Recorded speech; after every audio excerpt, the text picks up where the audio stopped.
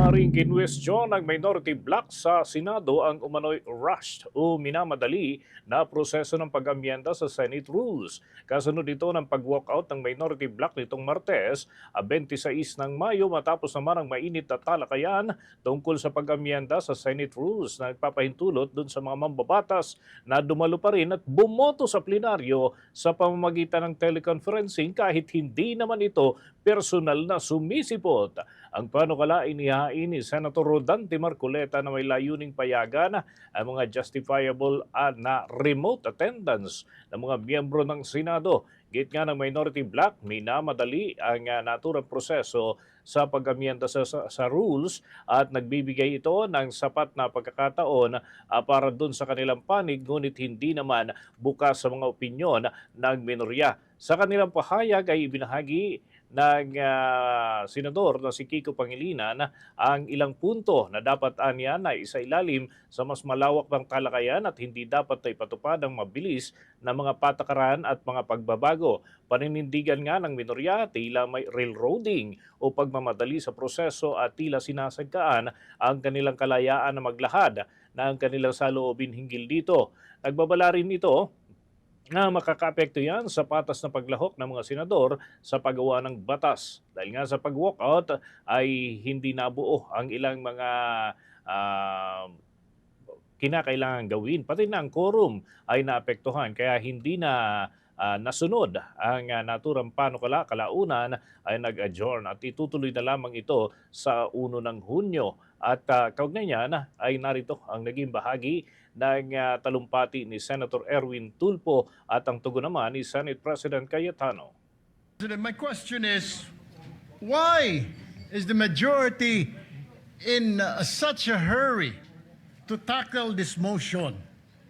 This allowing a senator for justifiable reasons to attend and participate in the session through teleconference, whereas in Rule 14, Section 41, under B, it says convene and hold a session through teleconference, video conference, or other reliable forms of remote or electronic means using appropriate informations and communications technology system due to force majeure, Madam President, or the occurrence of a national emergency. I guess, Madam President, this justifiable reason, what is that? Does that fall under force majeure or does it fall under national emergency, Madam President? We take offense that bibigyan niya ng ganyang kulay. It's just like us saying, are you afraid if we have the hearing on the Blue Ribbon on flood control, mababanggit ka rin? You do not make that kind of statements here in the Senate because you assume good faith from everyone. That rule hindi minadali. May 11 pa ho yun. So, Madam Chair, I move that we divide the House. Dagian ng pagsasalita ni Senator Erwin Tulfo at ang naging tugon naman ni Senate President Alan Peter Cayetano. Pero hindi na nga umabot sa botohan dahil meron pang ilang mga nais magsalita. Binuweltahan naman ang mismong presiding officer noon na si Senate President Pro Tempore Loren Legarda, si Senator Kiko Pangilinan, kaugnay ng pagiging Mr. Noted nito noong taong 2004 kung saan ay inilintulad ang kasalukuyan namang sitwasyon kung saan siya naman ang presiding officer. Narito ang bahagi ng sagutan sa pagitan ni Senator Kiko Pangilinan at Senate President Pro Tempore Loren Legarda. Are we now curtailing my right to speak, Mr. President? Madam Chair, We are can I not answer able to that? ask questions as to why we are amending the rules.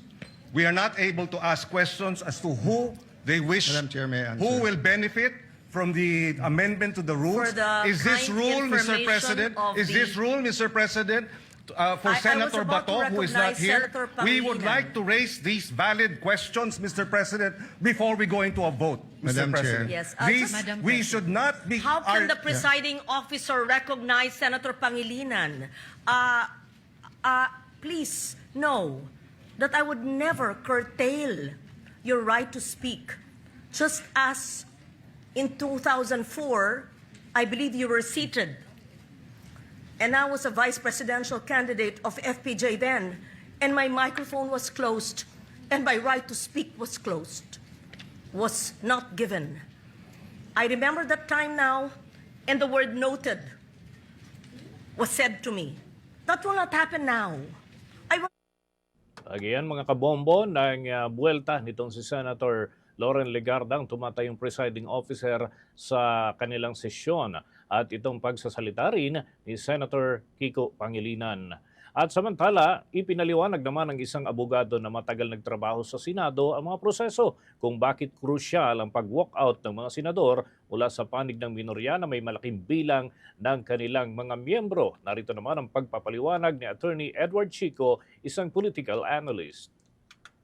Matagal po ako nagtrabaho sa Senado, no? So I can basically talk about this kasi nag-walk out yung minority senators, which actually is a clever move on their part. Ganito po kasi yung rule sa Senate. Kung ang purpose mo ay mag-elect ng Senate President or any of the officers, or for example, mag-expel ka ng member ng Senado or mag-override ka ng presidential veto, ang kailangan mo lang po talaga dyan ay majority votes, at least 13 of the entire Senate membership, or could even be more.